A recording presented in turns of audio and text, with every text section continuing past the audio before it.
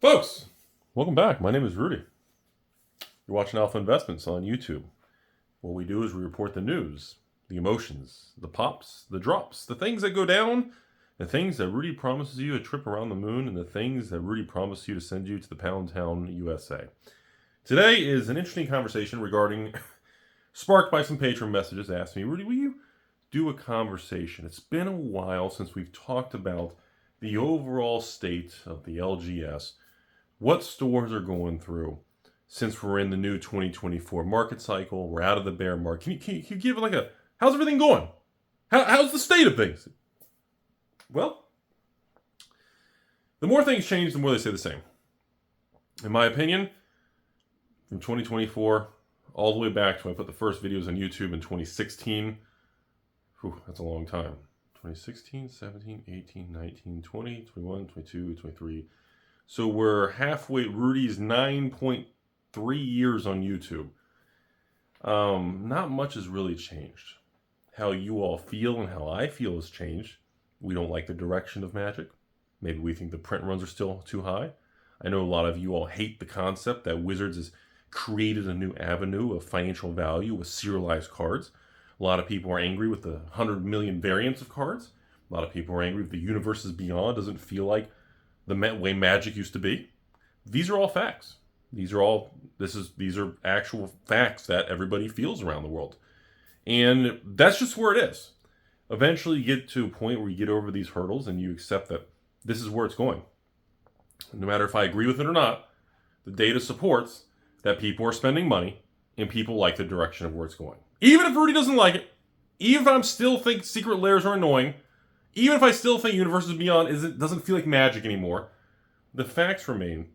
Secret layers remain incredibly successful.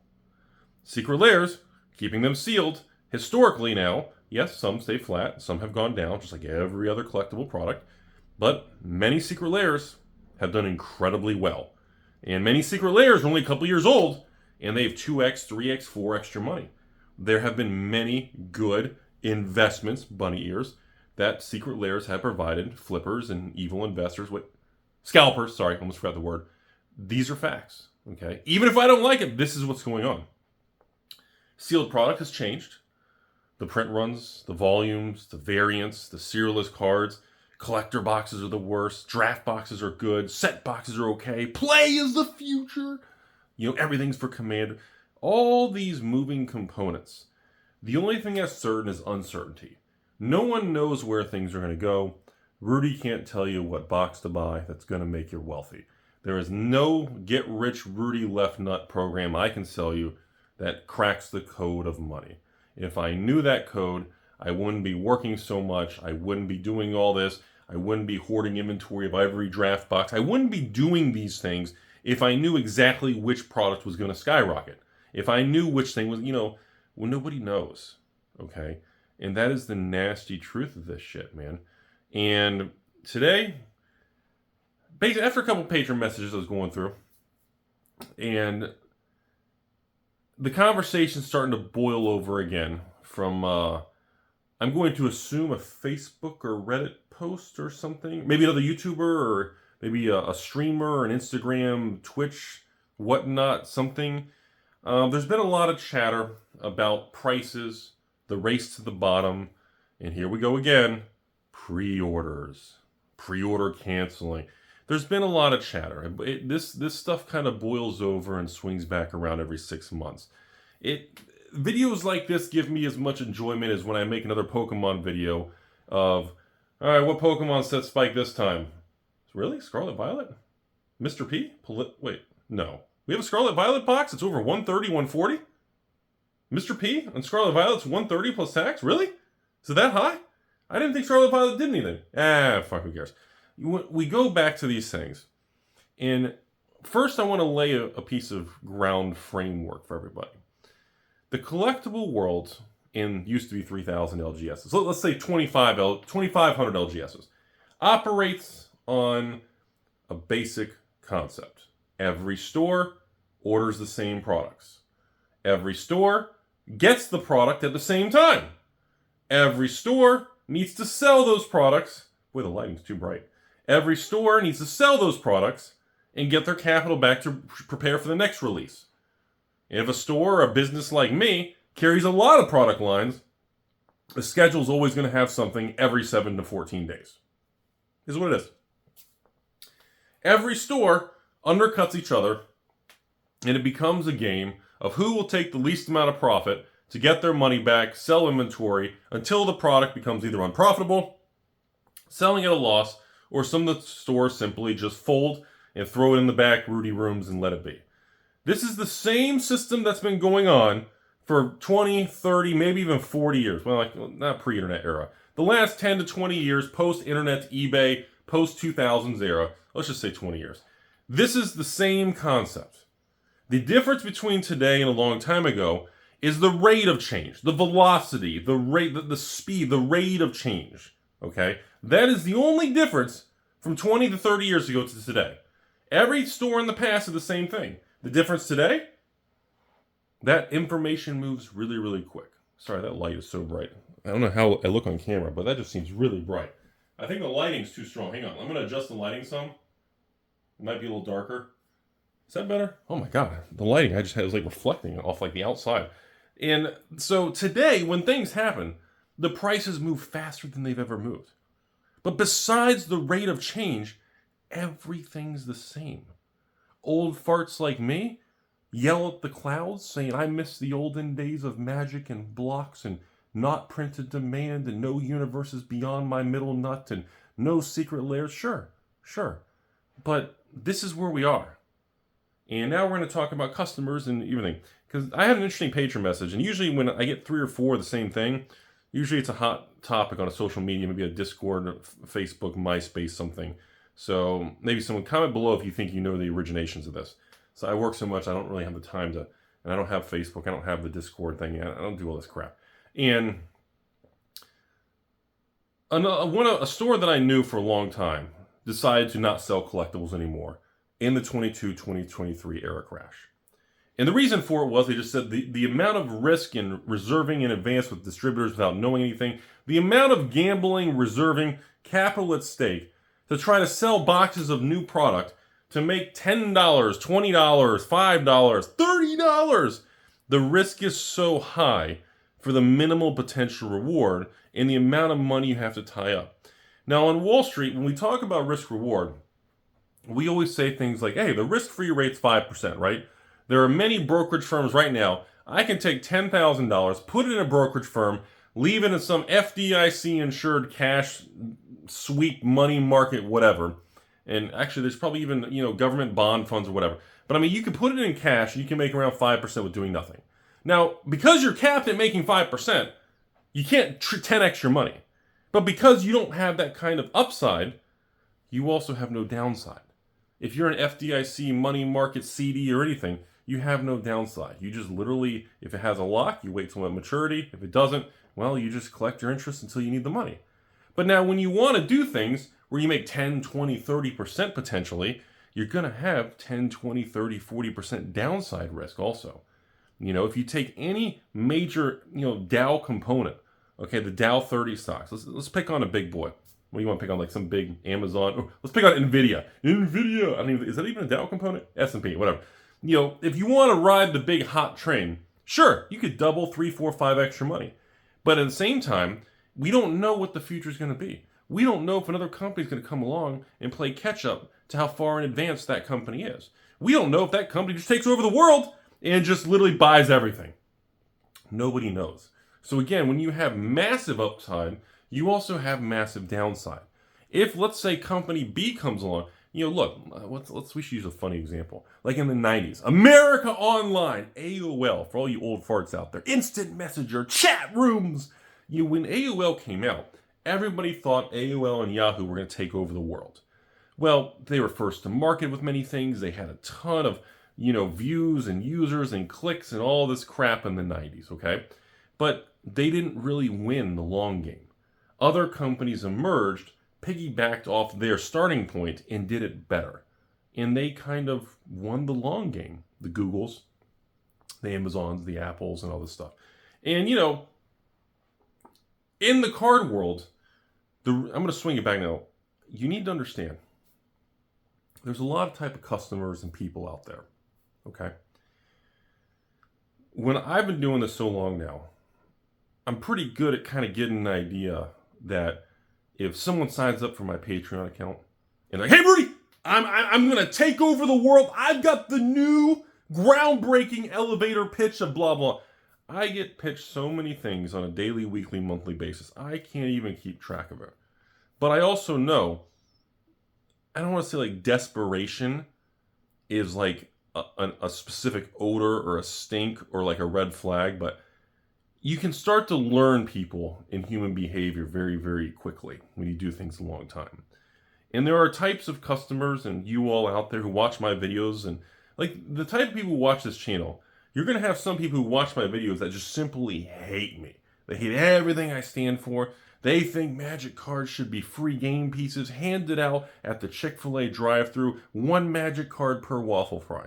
You have other people who maybe they used to own a card store in, I don't know, Alaska, and Rudy, the guy from Florida, ruined everything for them. You know, there's going to be different degrees and perspectives and, you know, kind of stories built with why someone may watch this channel.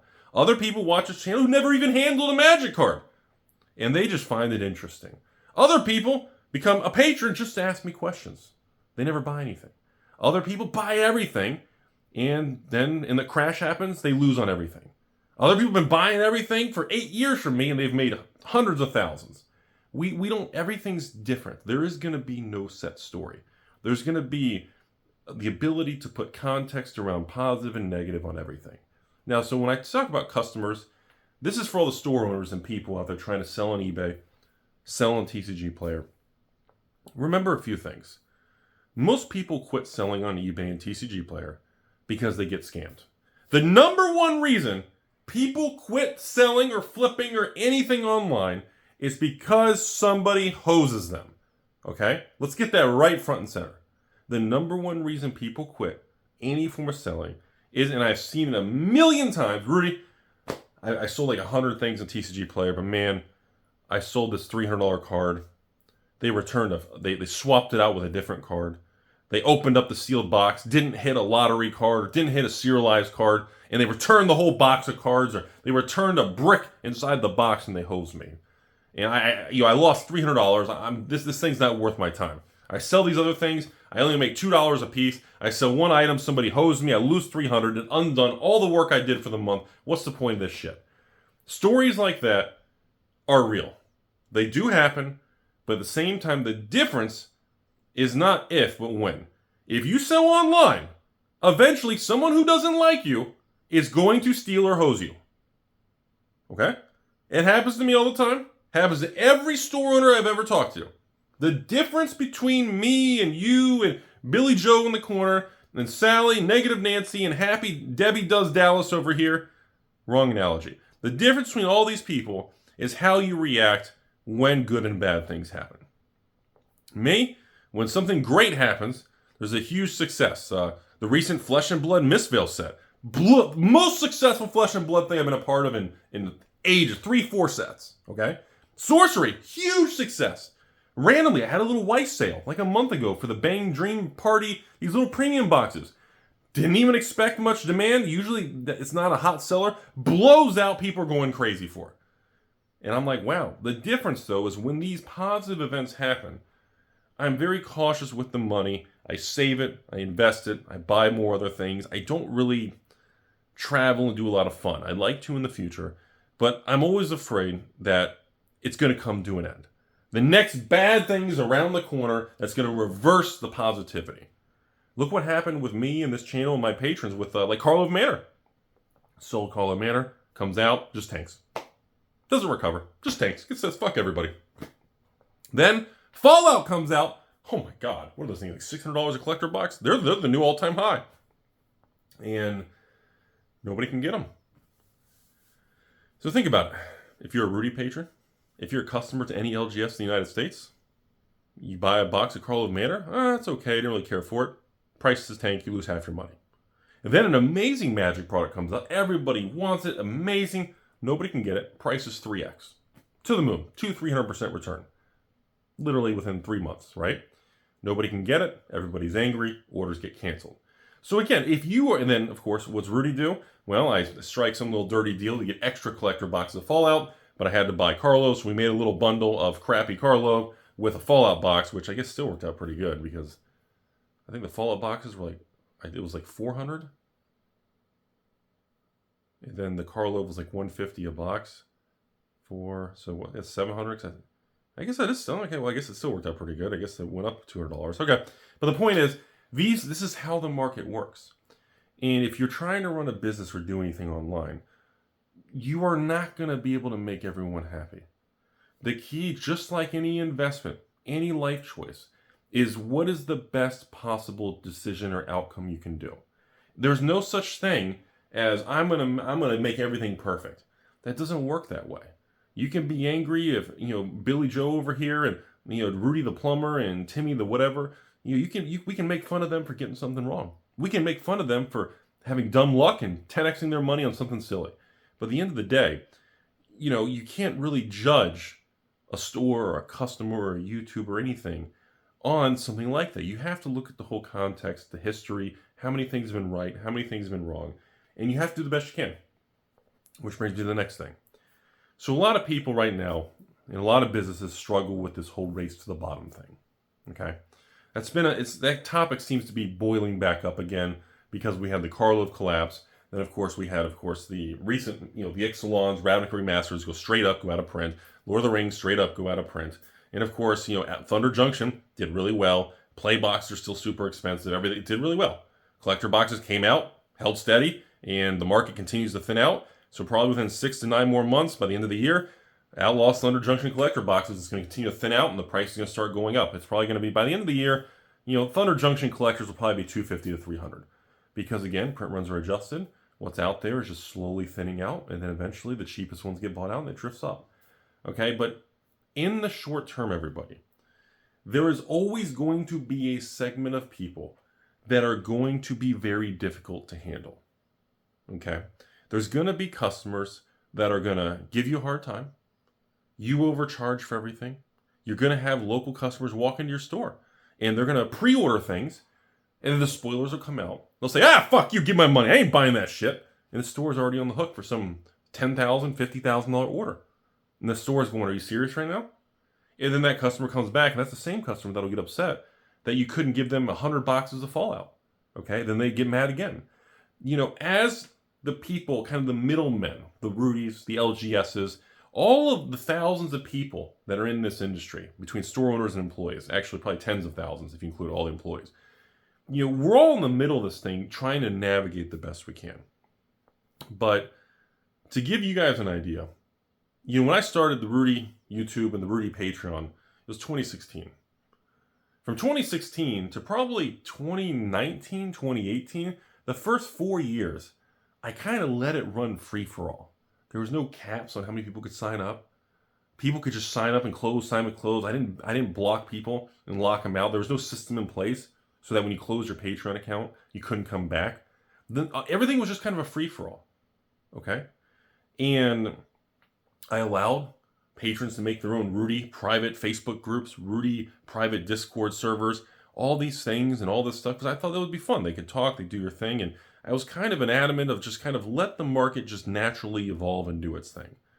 And I learned over 9 years of doing this that I was a dumbass. Man, did I get that wrong. And I learned the importance of you have to maintain some sort of stability in a business. If the risk of an individual or a customer or a store or a business starts to get too volatile or unstable, or it makes you make that, that ooh kind of face, yikes, you're going to have to sever ties with that. Even if it's nasty, even if that customer, that store owner, the guy who walks into your local store every Monday morning, no matter who the person or the business is, if the risk hits a certain level, you have to ban them. You have to get rid of them. It becomes like an evil virus, disease, cancer, whatever word you want to use. And you have to remove that. Even if it means losing a $15 patron that pays you. Even if that means losing a guy who walks into your store every pre-release and spends $500. If the risk of problems or threats of blackmail, or risk of pre-order canceling, or risk of disputes and chargebacks, where we gotta fight you for 3 months on a PayPal. We go back and forth until half the time PayPal foots the bill or something stupid. The risk of all these things becomes too high. You have to get rid of some people. And that's where, unfortunately, there is a degree of censorship banning that a store has to do to maintain stability. Okay? It is for the greater good to keep the business profitable and stable. And I know, I blew you all's mind like a year ago. Remember what I told you all? It was that hot take. Number one, I don't live in a basement. I know, fucking freak people out. Number two, Alpha Investments tries to make money. I know, these were major bombshells that I dropped before. So when now, I run a very strict system, and many stores and many other people have copied and done the same thing, and I always know the system works because, well, we're getting ready to have Modern Horizons 3 coming out in a few weeks, right? And right now I'm probably getting between 2 to maybe 4 messages a day of old customers or old patrons for the last 7 to 10 days. Rudy, I can't make a Patreon account. I closed my account before, and I'm trying to come back, and it's not letting me in. It says I'm blocked or banned or restricted.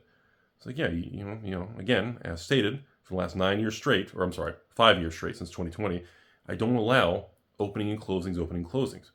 And that system was built around 2020 in the COVID era, when I was spending a lot of time in the office auditing things, and I was discovering patron accounts that the same people were opening and closing 5, 8, 10, 14 times over 5-6 year periods. And I was like, these, and of course my favorite is Rudy, something bad happened. I got to cut my expenses. And of course, right before they close their account, they order $3,000 worth of product, but they're having money problems. So, eventually when you do something long enough, the point of the story is you learn the patterns. You learn the behavior. You learn what kind of people are going to be unhappy. You learn what kind of people are genuine good people that you actually want to keep around. And if there's problems, you want to work with them. You want to help them. You want to maintain that type of relationship. And with everything in life, you have to get rid of the toxic ones, the ones that are volatile, the ones that are unstable, the ones that could cause severe losses. And the more you do things, the easier it is to pick them out. So my advice to you all out there, number one, if you're a store owner or an LGS owner or anything, if you have high-risk customers that return a lot of things, cancel pre-orders, they come in the store saying, if you don't get me this, I'm going to go online and review bomb you or bash you or post on social media, you need to just tell them, hey, attack me, bash me on the internet all you want, I can't do business with you. Because what happens is you need to decide, is it worth taking short-term punches to the face and negativity, or is it worth to keep going until something major happens? And that teeter-totter, the worst part about life is that teeter-totter, both ends suck. Okay? Option A, you piss off the customer, and they're going to review bomb, attack you, make fun of you, ridicule you on social media, whatever they're going to do. Maybe they Photoshop messages, adjust things, make it look really bad. I've seen it all. Okay? Or B, you do nothing, and maybe they buy a lot, and something bad happens, and it escalates, and there's a huge dispute, or transactions, or payment, or maybe you don't know. Both ends of that are negative. There is no positive outcome. You have to make decisions in life that no matter what the decision is, it's negative. You now shift your brain to making decisions that have the least amount of negativity. There is no positive outcome. Which choice gives me the least amount of potential problems? And actually, I got a good one for you all. I got a real good one for you all. And then let me jump back. I know this is a weird video. Sorry, I don't even know if anyone's going to watch this shit. So when talking about the patron account opening and closings, the shitty part about putting a strict system in place is some good people get caught in that net. And I can't tell the difference sometimes. And sometimes there are genuine people from 2021 or in the crash that lost their job and they had to cut all their cable and expenses and Patreon accounts and everything. And then things got better and they want to come back and my system kicks them out and it's not their fault. Unfortunately, to maintain that stability and protect yourself against some of these bad people, the worst part about this stuff is sometimes good people get caught in that net. And that's the shittiest part about having to have systems in place. Okay. So let's jump to the next thing here. So I just want people to understand the race to the bottom, the customers that, let me mention that. The customers that are trying to say, the individuals that want the cheapest price possible. I've dealt with that more than probably anyone on the internet in the last 9 years. And I'll know it because randomly, out of nowhere, I'll run a sale or list something on a Patreon post. And people are buying it, or people don't buy it. But then all of a sudden, I'll get like one person that'll post like 5, 10, 15 times. And my system flags it for spam and starts messaging me, warning, spam or third-party advertising, whatever that crap is. And, I'm like, okay, well, geez. And, someone will say, hey, I found this one store. They're $3 cheaper. And they try to make a scene. They're looking for other people to piggyback. They're trying to kind of really stir things up. And in reality, every LGS in the country, every YouTuber, influencer, TikToker, box breaker, whatever, no one has the ability or time to price check everything from every store in every country. Number one, it's not, who cares? Who gives a shit? Number two, this goes back to what I said. When you run into individuals that start to become more volatile and kind of shake the hornet's nest, you got to let them go. Okay? If you don't like something that your local LGS does, if you don't like something that Rudy does, if you don't like something that your local Walmart does, you simply don't buy it. And that's kind of, how it is, So, like, to give you guys an idea, hopefully this video goes first on like June 1st or something, 2024.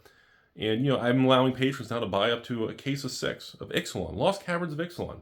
89 shipped a box. That's like Jesus, I don't even know what that is. Is that $150 to $200 off market price for one item? Okay.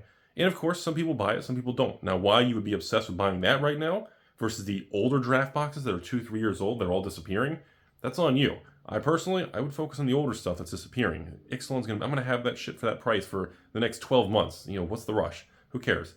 But, you're going to have people out there. There will be some point in time, maybe it's a holiday Black Friday, or some store in the middle of nowhere, in the mountains, some little store in Alaska. Rudy, dude, they're putting Ixalan boxes, $88. Yeah? You going to shut the system down? You going to change everything? No, I don't really care. Then just fucking buy from them. Just don't buy from me. You're going to run into that kind of thing. You're going to have customers who pre-order, customers who are unhappy, customers who are always going to go with, I'm looking for the bottom dollar cost, even if you're not making money, losing money, it doesn't matter. And my advice to you all and all the store owners out there on that conversation is, you really don't want those kind of customers most of the time anyways, because that starts to go into the category of, if someone's going to be really wound up on a $1,000 purchase that they found somewhere else for $991, you start to get, it's just not worth the time. It's not worth the time. Every store, every LGS, the Rudies out there, all the knockoff Rudy Patreons, all this stuff in the modern time, everyone's going to have some items that are cheaper than others. Everyone's going to have some items that are more expensive than others. The goal is not to be, like for me, the goal is not to be the cheapest price of every sealed product ever made. I don't really care. I've done this too long. I'm too old. I just don't care.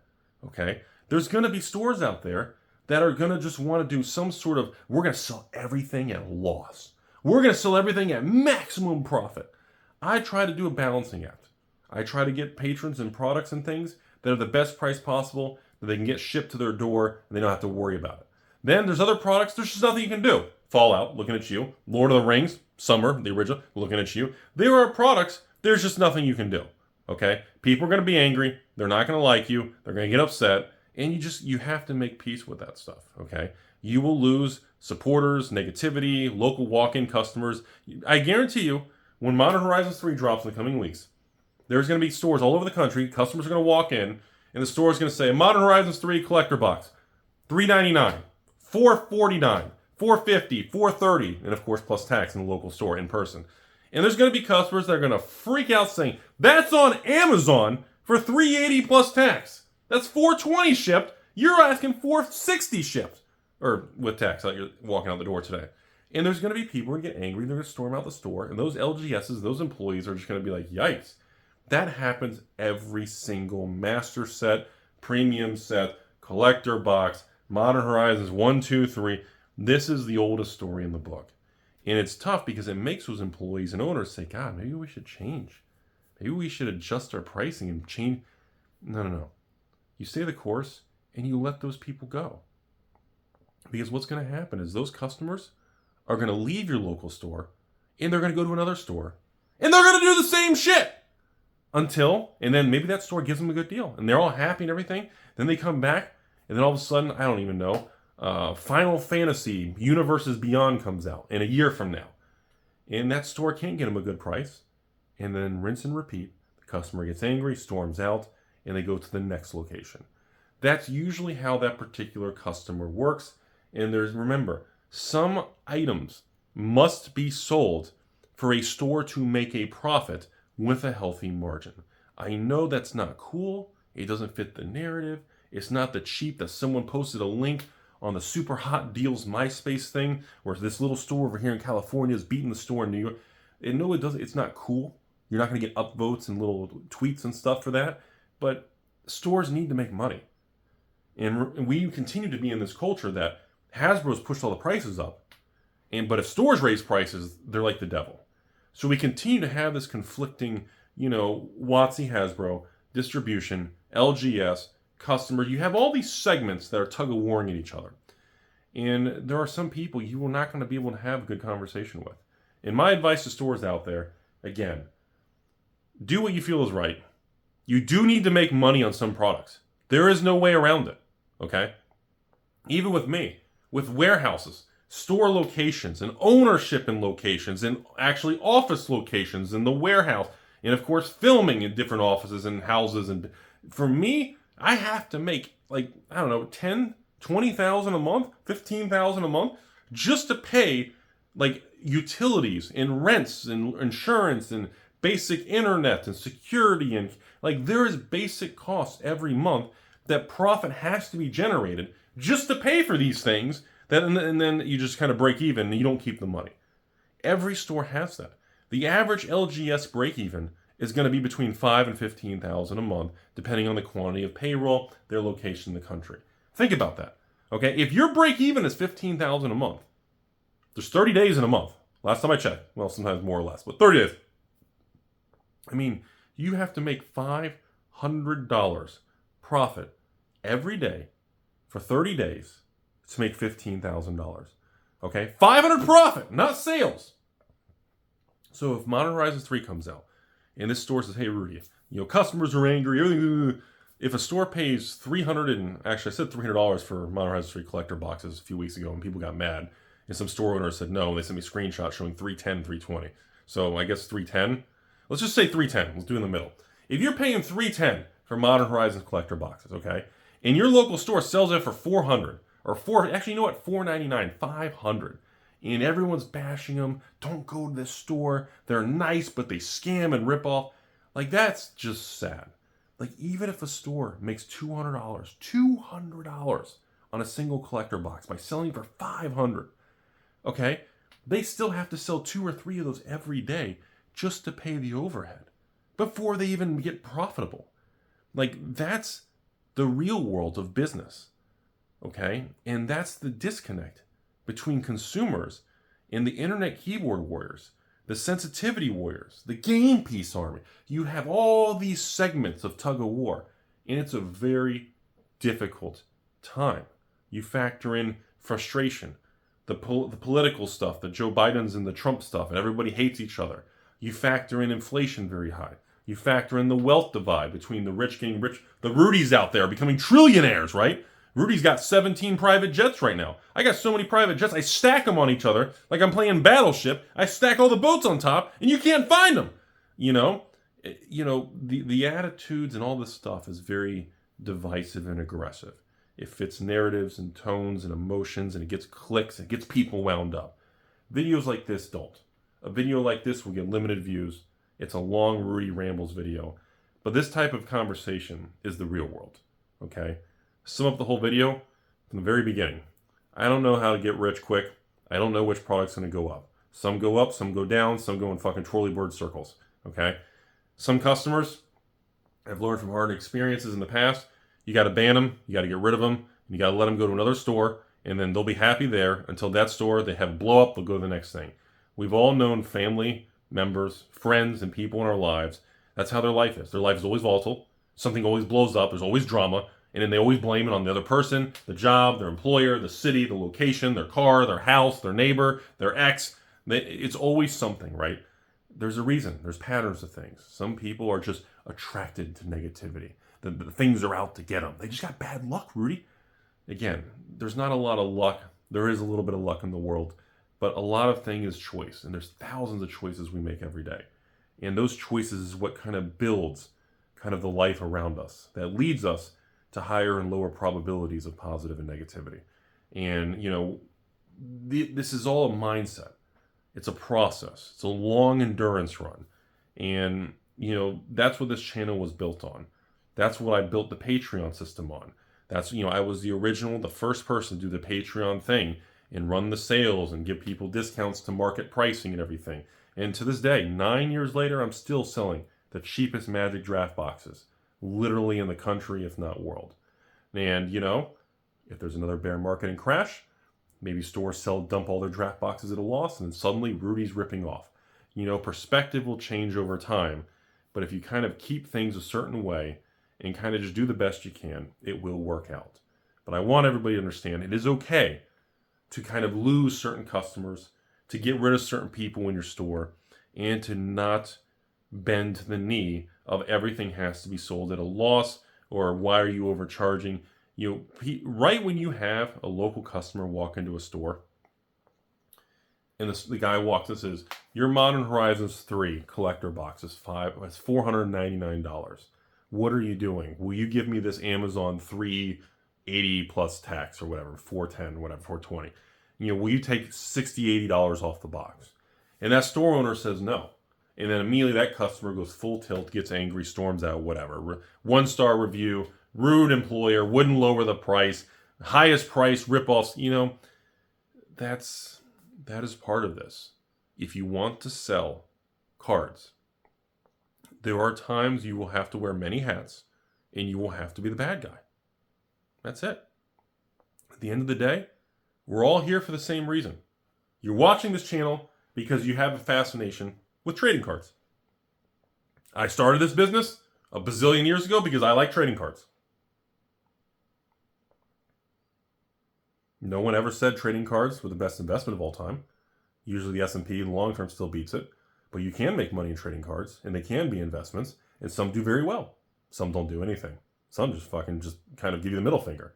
But the difference is, we all enjoy this. Most people who watch this channel, who collect or invest in sealed or reserved list or Pokemon or whatever it may be, you do it because you enjoy it. Not because you're screaming, I'm going to beat the S&P 500. I've never heard a single YouTuber in my entire life make a bunch of videos yelling, you should only buy, XYZ because this outperforms every market and every S&P 500 for the last 100 years. Like, I've never even seen that. I've seen people make examples of how Sword and Shield era booster boxes of Pokemon outperformed. I've seen people make videos saying, Rudy, all the collector boxes are pretty much tanked in the past. They're terrible. They underperform. And now the recent ones, Fallout and Lord of the Rings, and, they've been going straight up. Okay, but that's normal. So, again, there is a trade-off where it's still worth it. Because like I said, let me end the video on this. If somebody came up to you and said, if you do the S&P 500 for the next 30 years, you're going to average, let's make up a number, 10% exactly on the dot. And then someone else walked up to you in an alleyway and said, Rudy, if you invest in sealed Magic, sealed Pokemon, sealed Weiss, sealed Lorcana, sealed Flesh and Blood, I don't know, the new sealed One Piece, the sealed Star Wars Unlimited, sealed Sorcery, if you did that for the next 30 years, you're going to average 8% a year. And I went, whoa, okay, well, that's still pretty good, but you just told me, Genie in the alleyway just told me 10% in the S&P, but collectibles are only 8. Well, definitely, And the funny thing is, I think most of you all watching this channel, including myself, would take the lower return and still play with collectibles because you enjoy it. We all have fun with it. And I think that's a variable that's not respected enough, because there is a trade-off between stocks and Wall Street and how it feels versus enjoying a hobby. Having a hobby / blurred business where it starts to cross, that you can actually make money and enjoy yourself. The value and the satisfaction and enjoyment that brings many people is not quantifiable. You can't attach a number to that. Even that we all know. Magic does not show data that outperform the S&P. Most of us don't really care. And most of us know that. And most of us are still happy with that. And we still want to do it because we like it. And I don't think there's anything wrong with that. And I think if that's what people want to do, even if they make less return and they're aware of that, who fucking cares? That's why we all do this. You have to enjoy it, right? I think that needs to be more of the top meanings that we do this. But shit, that's a long video. Holy fuck, is the camera even going? Jesus, 40 minutes!